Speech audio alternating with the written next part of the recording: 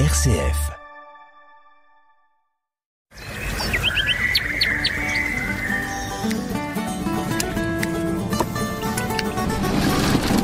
Vous écoutez la viticulture en question, l'émission qui vous plonge au cœur de la vigne.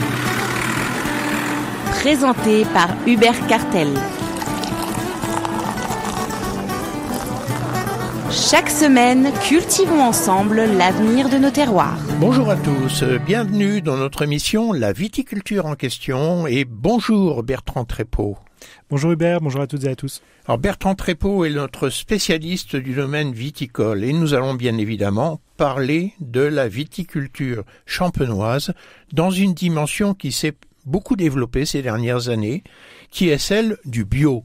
Alors c'est vrai qu'il y a des nouvelles tendances qui se développent, c'est le bio quand même maintenant au moins une vingtaine d'années, mais ça s'est quand même assez fortement développé dans les années plus récentes, puisque de grands vignobles détenus par des maisons de champagne se sont mis au bio. Et la question, c'est bien sûr de répondre à toute la préoccupation de protection de l'environnement, de la qualité des produits, du zéro chimique, pour aller vers quelque chose de forcément plus vertueux. Et quand même, on doit se poser une question, après toutes ces années d'expérimentation du bio, après le retour de l'inflation et la crise du pouvoir d'achat qu'on vient d'entendre, on a entendu que le bio était en crise. Est-ce qu'il est en crise sur la filière viticole ? On peut dire qu'il est en crise dans la filière viticole puisque depuis 2022, selon l'Observatoire économique du ministère, les exploitations viticoles bio ne génèrent plus le même revenu que les exploitations conventionnelles. Grosso modo, depuis 2022, elles génèrent moins. Ça veut dire qu'un vigneron bio va dégager moins de valeur qu'un vigneron conventionnel en moyenne. C'est tout nouveau, ça ne s'était jamais produit avant. On ne l'observe pas qu'en vigne, on l'observe dans d'autres productions viticoles, d'autres productions agricoles, le lait, les céréales, etc. Donc il y a un vrai problème sur la valorisation d'un côté de ces produits. Pour les producteurs, Pour les producteurs, les coûts de production, tout ça fait un effet ciseau qui vient pénaliser et rendre ces exploitations moins performantes économiquement qu'en conventionnel. Alors les causes de dégradation du revenu des producteurs bio en Champagne viticole, est-ce qu'on peut les identifier, les isoler ? Alors d'ailleurs, des opérateurs se sont exprimés sur la question il y a peu de temps, dans la mesure où aujourd'hui, ils considèrent, pour un certain nombre d'entre eux, que l'offre en champagne bio s'est développée, même de manière exponentielle ces dernières années, et qu'elle a atteint, entre guillemets, un plafond. C'est-à-dire qu'aujourd'hui, on répond suffisamment aux consommateurs qui demandent du bio, et si on continue à produire des bouteilles supplémentaires et des raisins supplémentaires en bio, on va devoir les vendre à des personnes qui ne demandent pas du bio, puisque la cible de marché, elle est servie. Donc on aurait saturé le marché qui est un marché orienté bio. Première hypothèse. Et ce marché-là est prêt à payer le prix bio. Donc aujourd'hui, pour rappel, on arrivait à valoriser les raisins bio 30% de plus qu'un raisin conventionnel à terroir équivalent. Alors ça veut dire qu'il y a des négociants qui avaient des filières bio qui achetaient auprès de producteurs bio du raisin plus cher. Exactement.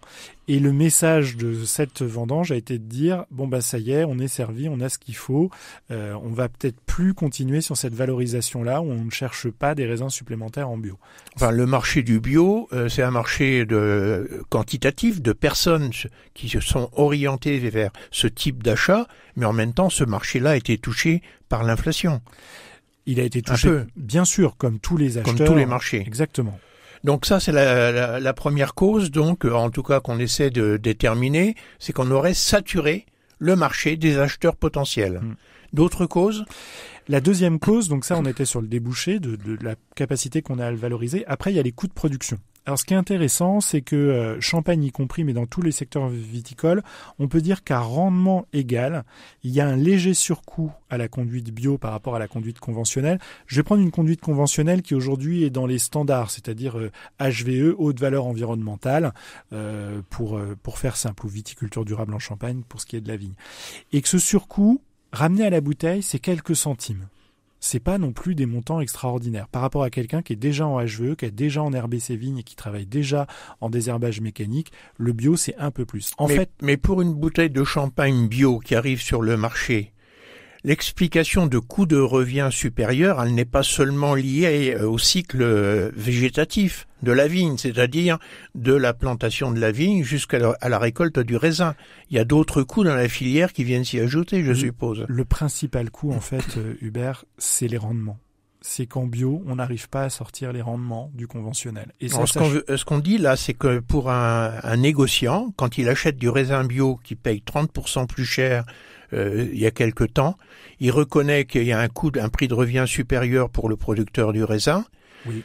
Que le producteur du raisin s'y retrouve avec les 30% supplémentaires, ça veut dire qu'en gros, il a peut-être une petite marge en plus par rapport au conventionnel, mais que lui, il n'ajoute rien à ce prix de revient dans son process de fabrication du champagne et de commercialisation. C'est à peu près le même.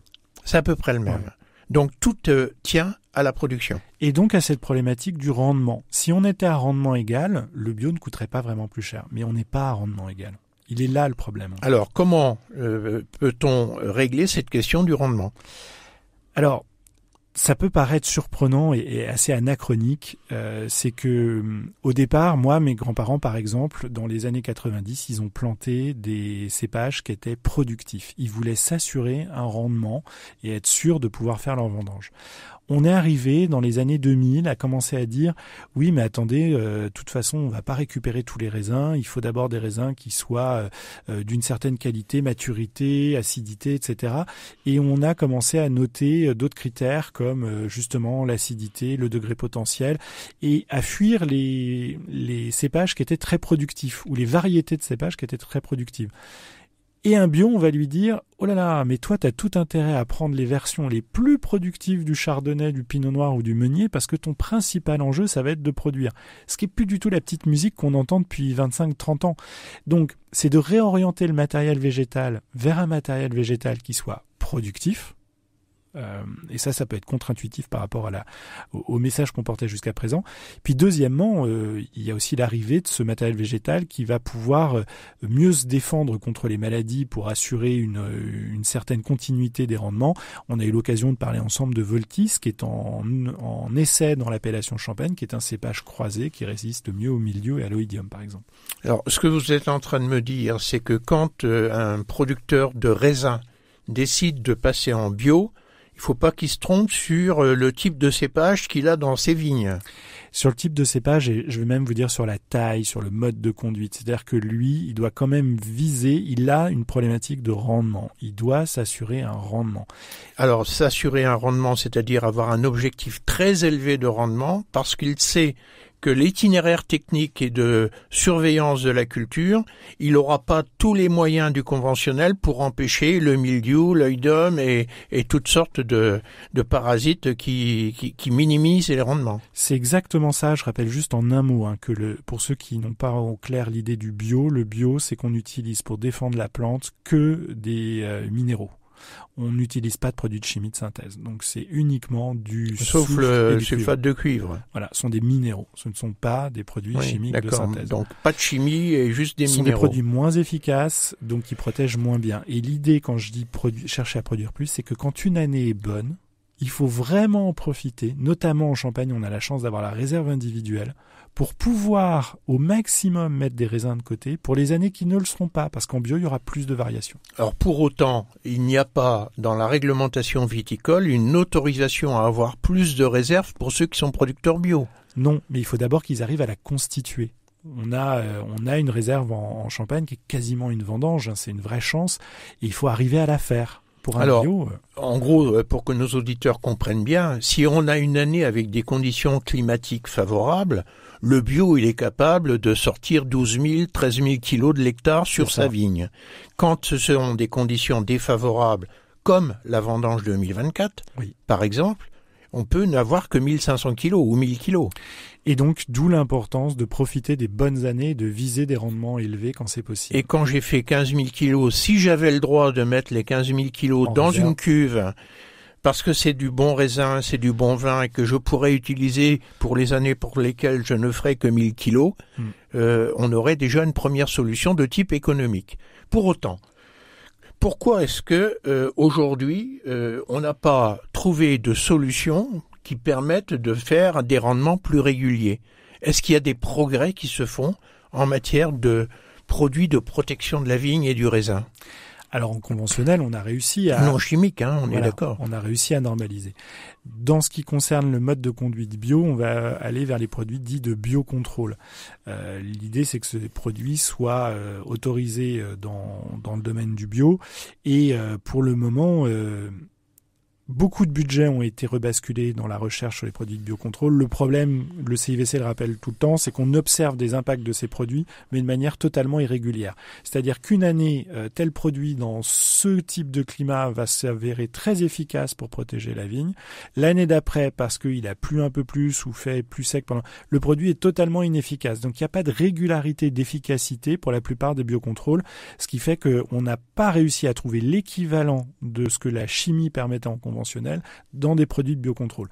Mais l'essentiel de la recherche aujourd'hui est orienté vers ces produits-là. C'est-à-dire que éviter le lessivage par la pluie d'un produit qu'on vient d'appliquer. Par exemple, là, il y a de la recherche sur se dire quel type d'adjuvant, qu'est-ce que je dois additionner à mon cuivre pour que le cuivre ne soit pas lessivé après la pluie. Et que je sois obligé de repasser tous les 2 jours dans ma vigne pour faire un traitement au sulfate de cuivre et accumuler le cuivre dans le sol. Il faudrait mettre un peu de colle avec tout ça pour que ça reste collé sur le matériel végétal. Donc en fait, ce qu'on dit là, c'est qu'on est en retard, quoi. Par rapport à la nécessité d'avoir des produits de protection des cultures. On rattrape en retard, je dirais, et c'est un peu la course contre la montre parce qu'on sait que les produits, il faut qu'on continue à s'en passer pour l'acceptabilité sociétale, entre autres.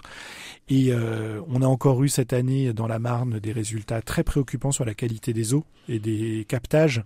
Donc on voit que ce souci des produits chimiques va rester d'actualité pendant encore des décennies où il ne s'en ira jamais. Et qui fait l'effort aujourd'hui de recherche en la matière ? Alors ça peut vous paraître surprenant, mais ce sont les organismes privés qui ont pris le relais. C'est-à-dire qu'à partir du moment où on leur interdit de vendre leurs produits parce qu'ils sont CMR, cancérigènes, mutagènes... Vous parlez des industriels de la chimie. Exactement. Et ben ils se disent, mais moi j'ai toujours envie de vendre des produits pour gagner de l'argent, donc si vous m'interdisez de vendre mes produits dangereux, je vais faire des produits moins dangereux. Comme quoi, ça valait le coup de légiférer. Sauf qu'on a du retard à l'allumage, c'est ce que je veux dire. C'est ça, exactement. Et donc c'est une des difficultés du bio aujourd'hui.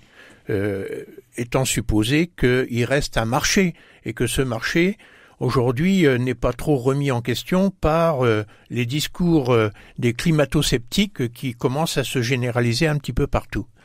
En tout cas, que chacun se fasse son opinion sur tout ça.